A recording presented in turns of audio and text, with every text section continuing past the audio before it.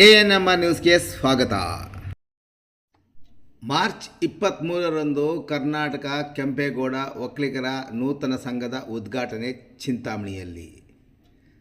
ರಾಜ್ಯದಲ್ಲಿ ನೂತನ ಕರ್ನಾಟಕ ಕೆಂಪೇಗೌಡ ಒಕ್ಕಲಿಗರ ಸಂಘ ಉದ್ಘಾಟನೆ ಕಾರ್ಯಕ್ರಮವನ್ನು 2025 ಮಾರ್ಚ್ 23ರಂದು ಭಾನುವಾರದಂದು ಬೆಳಗ್ಗೆ 10:30 ಗಂಟೆಗೆ ಚಿಂತಾಮಣಿ ಶ್ರೀನಿವಾಸಪುರ ರಸ್ತೆಯಲ್ಲಿರುವ ಬೂರ್ಗಮಕಲಹಳ್ಳಿ ಶ್ರೀ ಸೀತಾರಾಮ ಕಲ್ಯಾಣ ಮಂಟಪದಲ್ಲಿ ಹಮ್ಮಿಕೊಳ್ಳಲಾಗಿದ್ದು, ಕಾರ್ಯಕ್ರಮಕ್ಕೆ ಆಹ್ವಾನ ಪತ್ರಿಕೆ ತಲುಪದೇ ಇರುವವರು ಇದೇ ಆಹ್ವಾನ ಪತ್ರಿಕೆ ಎಂದು ಭಾವಿಸಿ ಕಾರ್ಯಕ್ರಮದಲ್ಲಿ ಹೆಚ್ಚಿನ ಸಂಖ್ಯೆಯಲ್ಲಿ ಒಕ್ಕಲಿಗ ಕುಲಬಾಂಧವರು ಭಾಗವಹಿಸುವಂತೆ ಐಮರಡಳ್ಳಿಯ ಹಿರಿಯ ವಕೀಲ ಮಂಜುನಾಥ ರೆಡ್ಡಿ ಕುಲಬಾಂಧವರಲ್ಲಿ ಮನವಿ ಮಾಡಿದ್ದಾರೆ.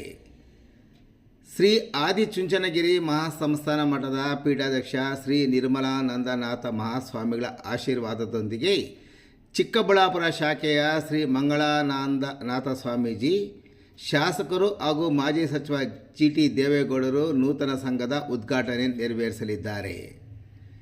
ಇನ್ನು ಕಾರ್ಯಕ್ರಮದ ಅಧ್ಯಕ್ಷತೆಯನ್ನು ಕರ್ನಾಟಕ ಕೆಂಪೇಗೌಡ ಒಕ್ಕಲಿಗರ ಸಂಘದ ರಾಜ್ಯಾಧ್ಯಕ್ಷರಾದ ಗೋಪಲ್ಲಿ GS ರಘುನಾಥ ರೆಡ್ಡಿರವರು ವಹಿಸಲಿದ್ದಾರೆ.